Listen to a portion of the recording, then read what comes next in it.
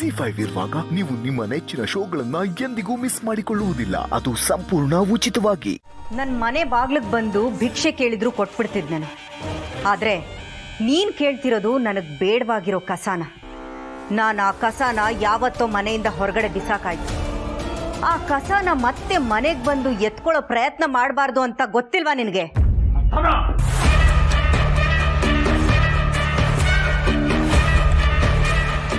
ಅಂತರ ಅಂತರ ಈ 3 ಅಕ್ಷರ ಅಷ್ಟೇ ನಿನ್ ಬಾಯಲ್ಲಿ ಬರ್ಬೇಕಿರೋದು.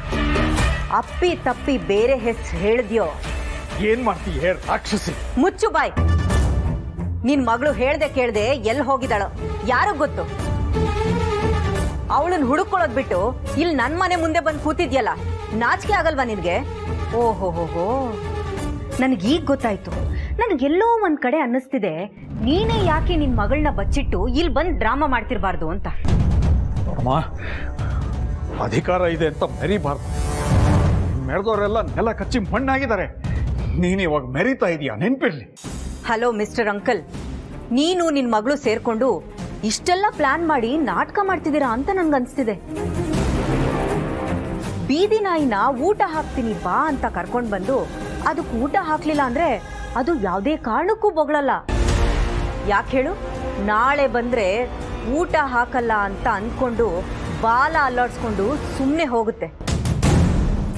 ಅದೇ ರೀತಿ ನೀನು ಹಾಗೆ ಇಂಟರ್ವ್ಯೂ ಕೊಟ್ಟು ಅಭಿ ಹೆಂಡತಿ ಅಂತ ಕಾಣಿಸ್ಕೊಂಡ್ರೆ ಮೊದಲನೇ ಹೆಂಡತಿ ಆಗಿರೋ ನಾನು ಗಲಾಟೆ ಮಾಡ್ತೀನಿ ಅಂತ ನಿಮಗೆ ಚೆನ್ನಾಗಿ ಗೊತ್ತು.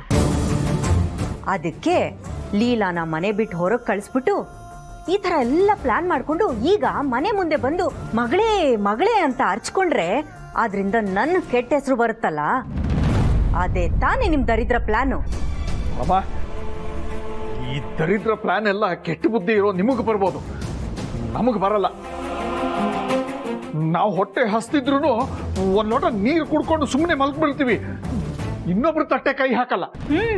ಮದುವೆ ಆಗಿರೋ ಗಂಡಸಿನ ಮನೆಗೆ ಮಗಳನ್ನೇ ಹೆಂಡತಿ ಆಗು ಅಂತ ಕಳಿಸ್ತವನಲ್ವಾ ನೀನು? ದುಡ್ಡಿಗೋಸ್ಕರ ಬೇರೆಯವ್ರ ತಲೆಗೆ. ಬಾಯಿ, ನನ್ನ ಮಗಳ ಬಗ್ಗೆ ಮಾತಾಡಿದ್ರೆ ನಾಲಿಗೆ ಸೇರಿಬಿಡ್ತೇನೆ.